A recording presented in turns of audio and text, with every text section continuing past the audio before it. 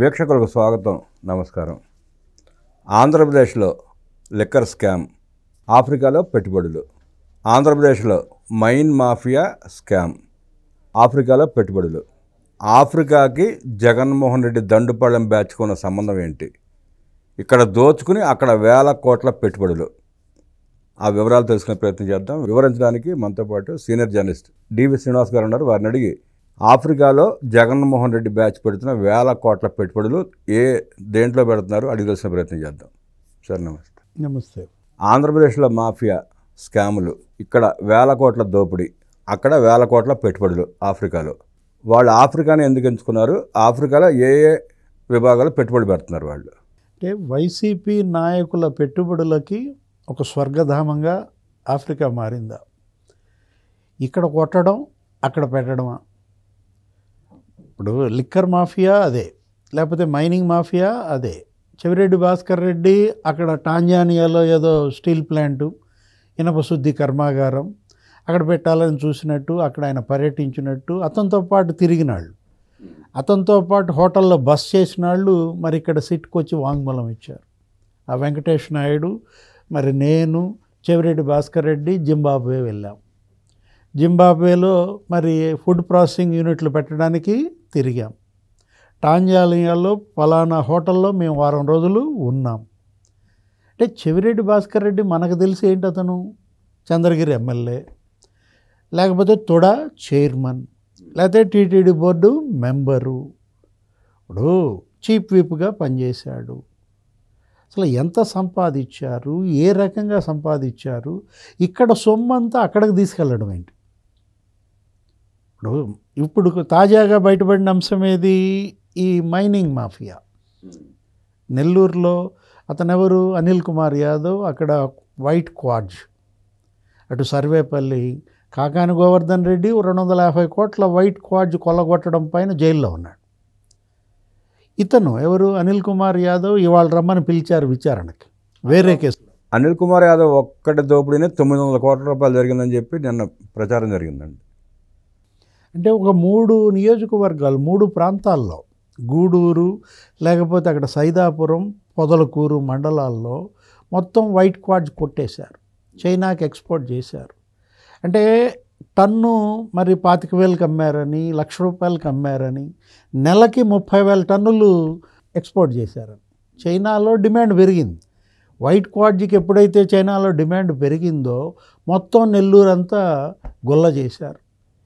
20 మీటర్ల నుంచి 25 మీటర్లు తవ్వేశారు. అంటే అక్కడ ఉన్నటువంటి రైతులు, అక్కడ ఉన్నటువంటి గిరిజనులు వాళ్ళు వచ్చి అడుగుతున్నారు, చూస్తున్నారని చుట్టూ పరదాలు కట్టి మరీ తవ్వేశారు. మనకేం తెలుసు, జగన్మోహన్ రెడ్డి పర్యటనలో పరదాలు కడతాడంటారు. ఏది? అతను మనం ఎక్కడ పర్యటనకి వెళ్ళినా, లేదు ఆయన ముఖ్యమంత్రిగా ఉన్నప్పుడు అతని మీద చెడ్డ పేరు ఏంటంటే చెట్లు కొట్టిస్తాడు, లేకపోతే పరదాల్లో తిరుగుతాడు. అంటే భయంతో పరదాల్లో తిరుగుతున్నాడు అనుకున్నాం. ఈ పరదాలకి ఈ పార్టీకి ఉన్న సంబంధం ఈ రకంగా ఉంటుందని మనకేం తెలుసు? పరదాలు కనుక దోపిడీ. గుండు కూడా కొట్టారు. ఏది? ఋషికొండకి పరదాలు కట్టి గుండు కొట్టారు. ఆ ఋషికొండ ఎన్విరాన్మెంటల్, ఇవాళ అది కేసుల మీద కేసులు పడ్డ పరిస్థితి అన్నమాట. ఇక్కడ ఏది? ఈ 3 మండలాల్లో అప్పట్లో సర్వేపల్లి మాజీ శాసనసభ్యుడిగా మరి సోమిరెడ్డి చంద్రమోహన్ రెడ్డి అసలు 3 రోజులు 3 రాత్రులు అక్కడే నిద్ర కూడా చేశాడు ఇది ఆపటానికి. అతని మీదకి హిజరాల్ని ఎగదోశారు. అంటే ఇప్పుడు ఇతను గ్యాంగ్ అక్కడ నెల్లూరు, వీళ్ళు ఏంటంటే జగన్మోహన్ రెడ్డి జిల్లాకు గ్యాంగ్ తయారు చేసినట్టున్నాడు, నియోజకవర్గానికి ముఠా తయారు చేశాడు. ఇప్పుడు ఇది నెల్లూరు గ్యాంగ్. వీళ్ళు తుడిచిపెట్టేశారు మొత్తం అదంతా కూడా ఆ ప్రాంతంలో. ఇప్పుడు మనం చూసాం, మీరు అన్నారు 900 కోట్లు కొల్లగొట్టారంటే ఒక్కడి వాటానండి అది. అక్కడెక్కడో ఐవరీ కోస్ట్ అంట. ఆ ఆఫ్రికా వ్యవహారాలు చూసుకోవటానికి ఇతనికి ఒక పిఏ అంట, అనిల్ కుమార్ యాదవ్కి 2 పిఏలంట. ఒకడేమో అక్రమ వసూళ్ళకి నాగరాజు అంట అతని పేరు.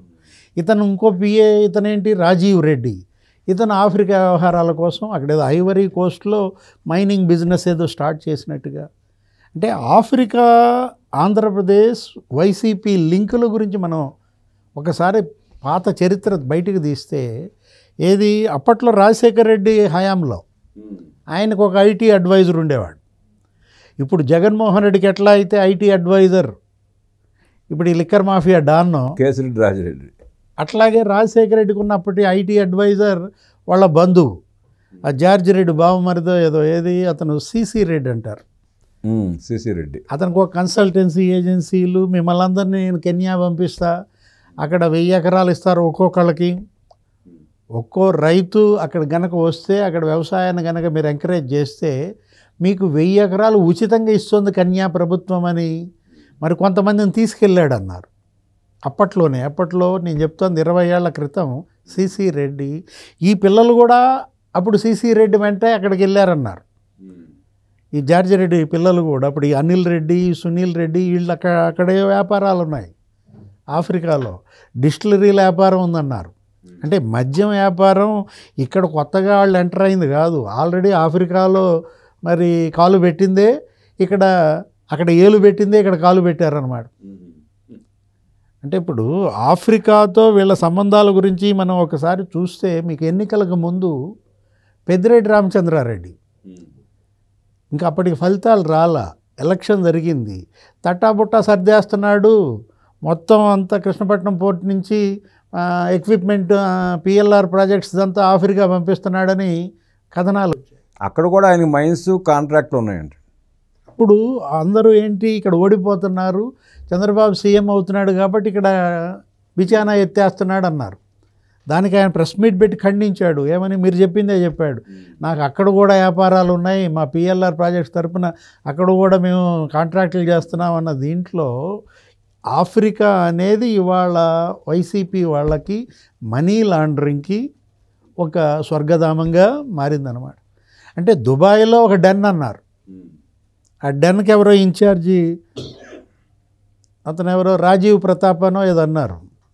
అంటే ఇప్పుడు దుబాయ్లో వ్యాపారాలు, యునైటెడ్ అరబ్ ఎమిరేట్స్లో అతను ఎవరు తూకేకుల ఈశ్వర్ కిరణ్ కుమార్ రెడ్డి అనేవాడు అక్కడ ఒక 2-3 కంపెనీలు పెట్టాడన్న. ఏది అక్కడేదో ట్రక్కర్ ఏదో ఒకటి ఉంటుంది లాజిస్టిక్స్ కంపెనీ, ఆ ఈ అనే పేరు యూగా మార్చి ట్రక్కర్ లాజిస్టిక్స్ అని ఒక కంపెనీ పెట్టాడని. అసలు రకరకాల ఎత్తులు వీళ్ళ జిత్తులు చూస్తుంటే అటు నిన్న అతను వచ్చాడు శ్రవణ్ రావు, సిట్టు అతన్ని పిలిపించింది విచారణకి.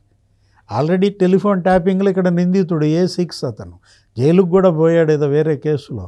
అతన్ని నిన్న పిలిపిస్తే మీ ప్లాట్లో ఈ నిందితులు బస్ చేశారా లేదా, పలానా 2 నెలలు మీ దగ్గర ఉన్నారని మీ పార్ట్నర్ ఆకర్ష్ కృష్ణ చెప్పాడు.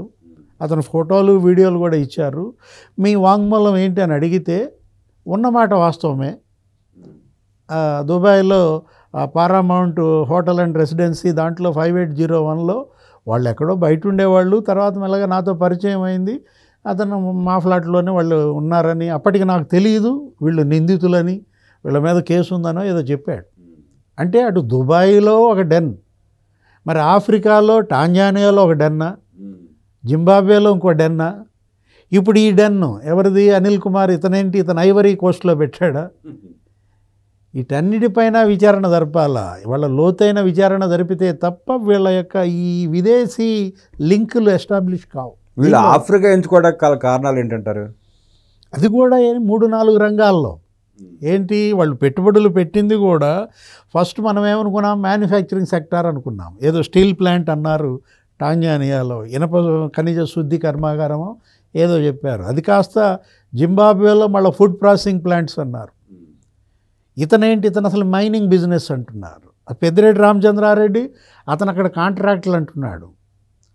అంటే ఏంటి, అక్కడ మళ్ళా ఎంతమందిని బలి చేస్తున్నారు, ఆఫ్రికాలో ఇంకెంత కొల్లగొడుతున్నారు, అసలు అక్కడ డైమండ్స్ వ్యాపారాలతో ఏమైనా ఉన్నాయా, వజ్రాల గనులు కూడా ఏమన్నా టేకప్ చేశారా, గోల్డ్ మైన్స్ టేకప్ చేశారని చెప్పి గతంలోనే వార్తలు వచ్చినాయండి. అక్కడ వీటన్నిటిపైన నీకు వాస్తవాలు వెలికి రావాలంటే ఇవాళ ఈడీ ఎంటర్ అయింది. ఈడీ రేపొద్దున 28వ తారీఖు చంద్రారెడ్డిని పిలిచింది. ఆ శర్వాణి గోల్డ్, అదేంటది ఆంధ్ర గోల్డ్ విస్కీ తయారీ, అతను శర్వాణి ఆల్కో బ్లూ ఏదో ఉంది వాళ్ళ యూనిట్ డిస్టిలరీ. అతను రేపొద్దున మరి వాంగ్మూలం ఏమిస్తాడు? ఒకవేళ చంద్రారెడ్డి కనుక అప్రూవర్గా మారితే అసలు లింకులు బయటకు వస్తాయి. ఏది వీటన్నిటిపైన ఇవాళ ఇంటర్పోల్ సహకారం తీసుకోవాలి. మీరు ఇది ఈ అవినీతి, జగన్మోహన్ రెడ్డి అవినీతి దేశాంతరాలు దాటింది, ఖండాంతరాలు దాటింది. ఇది ఒక ఆసియా కాదు, అటు యూరప్లో మనం చూసాం. జగన్మోహన్ రెడ్డి స్పెషల్ ఫ్లైట్లో వెళ్ళేవాడు, భార్యతో వెళ్ళేవాడు, పిల్లల దగ్గరికి అని చెప్పేవాడు. కానీ ఆయన ఫ్లైటు అక్కడ దిగాల్సిన చోట దిగకుండా లండన్లో హీత్రూ ఏదో విమానాశ్రయం ఎక్కడ తిరిగింది, ఆమ్స్టర్డామ్ మీద తిరిగింది, అక్కడ ల్యాండ్ అయింది. అప్పుడే అనేక రకాల ప్రచారాలు జరిగాయి. ఏదో జరిగింది అక్కడ. అసలు అక్కడ ఒక బ్యాంక్ పెడుతున్నాడు అన్నారు. జగన్మోహన్ రెడ్డి బ్యాంక్ ఉందా? అక్కడ ఒక దీవి కొన్నాడన్నారు, ఎక్కడ, లండన్ దగ్గర. అసలు అది నిజమేనా? జగన్మోహన్ రెడ్డి లండన్, ఆమ్స్టర్డామ్, ఆ యూరప్ సంబంధాలు ఏంటి, ఆ లింకులు ఏంటి? నెక్స్ట్ ఇది దుబాయ్, యునైటెడ్ అరబ్ ఎమిరేట్స్, లేకపోతే ఇది ఆఫ్రికా. అసలు ఆ ముప్పిడి అనిరుద్ రెడ్డి, రాజ్ రెడ్డి వీళ్ళు ఎక్కడున్నారు? అమెరికాలో ఉన్నారు. అమెరికాలో అసలు ఎన్ని వ్యాపారాలు వాళ్ళు ప్రారంభించారు మనకు తెలిసి ఏంటి? హైదరాబాద్ శివారుల్లో 92 ఎకరాలు కొన్నాడు రాజ్ రెడ్డి అన్నారు. వాళ్ళ అమ్మ పేరు మీద, కూతురు పేరు మీద, అతని పేరు మీద. అది వాళ్ళు సినిమాలు తీస్తున్నారన్నారు, లేకపోతే ఏదో ఒక ఎలక్ట్రిక్ వెహికల్స్ కూడా తయారు చేస్తున్నారన్నారు. కేంద్రం కూడా అనుమతులు ఇచ్చిందంట. కేంద్ర రక్షణ శాఖ ఒక ఏంటి దాని పేరు DRE, ఈవీ ఎలక్ట్రిక్ కార్స్ ఏదో, దానికి అసలు ఐప్యాక్ అతను ఎవరో సత్య అని అతని భార్య ఎవరో మంచి డిజైన్ ఇచ్చిందండి. ఆ బ్యాటరీ సామర్థ్యం అవన్నీ కూడా పరీక్షలు అయిపోయాయి. కేంద్ర రక్షణ శాఖ కూడా అనుమతులు ఇచ్చిందన్న దాంట్లో పనిచేసే ఇంజనీర్ని ఒక డెన్ ఇన్ఛార్జ్ చేశారంట. ఇవాళ తాజాగా వచ్చినటువంటి అంశం అన్నమాట. ఇప్పుడు అతను ఇచ్చినటువంటి వాంగ్మూలం, మరి అతను 47 ఎంతో ఉంది అతని నంబర్ ఈ కేసులో. ఆ ఎలక్ట్రిక్ వెహికల్స్ ఆ కంపెనీ పెట్టే అంత డబ్బు వీళ్ళు ఎలా కొల్లగొట్టారు, ఎక్కడి నుంచి వచ్చింది? ఈ మొత్తం ఈ మనీ లాండరింగ్ పైన ఇవాళ వాస్తవాలు వెలికి రావాలంటే ఈడీ, సిబిఐ, ఇంటర్పోల్ సహకారం తీసుకోవాలి. అమెరికా, యూరప్, ఆఫ్రికా, ఆసియా ఈ మొత్తం లింకులన్నీ ఎస్టాబ్లిష్ చేస్తే తప్ప మరి ఇది ఒక లాజికల్ ఎండ్కి చేరదనమాట. ఇవన్నీ వెలికి తీయాలంటే ప్రత్యేక వ్యవస్థను ఏర్పాటు చేసి తీస్తే కానీ ఈ వేల కోట్ల దోపిడీ, మీరు అన్నట్టు ఆఫ్రికాలో పెట్టుబడులు, ఆంధ్రాలో పెట్టుబడులు, తెలంగాణలో పెట్టుబడులు బయటకు వచ్చే పరిస్థితి కనబడట్లా. ఆ డబ్బు మొత్తం మళ్ళీ ఆయనకి రప్పించాలి. ఏది 1000 కోట్లు సంపద, ఇది జాతి సంపద. వీళ్ళు ఎవరైతే వీళ్ళు మనీ లాండరింగ్ చేశారో ఆ మొత్తం మనీ లాండరింగ్ చేసినటువంటి ఆ అమౌంట్ అంతా కూడా వెనక్కి తెప్పించాలి. ఇక్కడ వాళ్ళ బాధితుల సంక్షేమం కోసం ఖర్చు పెట్టాలి. అది కేంద్ర రాష్ట్ర ప్రభుత్వాలు ఉమ్మడి బాధ్యత. ఎందుకంటే ప్రజలు వీళ్ళని గెలిపించిన పర్పస్ అది. ఆ దిశగా మరి ఇక్కడ చంద్రబాబు ప్రభుత్వం, అక్కడ నరేంద్ర మోడీ ప్రభుత్వం వాళ్ళు మరి కలిసి నడవాలి, కలిసి దీన్ని ఛేదించాలి. జగన్మోహన్ రెడ్డి 1000 కోట్ల దోపిడీని ఛేదించాలంటే కేంద్ర రాష్ట్ర ప్రభుత్వాలు కలిసి ప్రత్యేక వ్యవస్థను ఏర్పాటు చేసి ఇంటర్పోల్ సహకారంతో మాత్రమే సాధ్యమవుతుందంటూ విశ్లేషించిన డివిఎస్ గారికి ధన్యవాదాలు తెలియజేస్తూ నమస్కారం.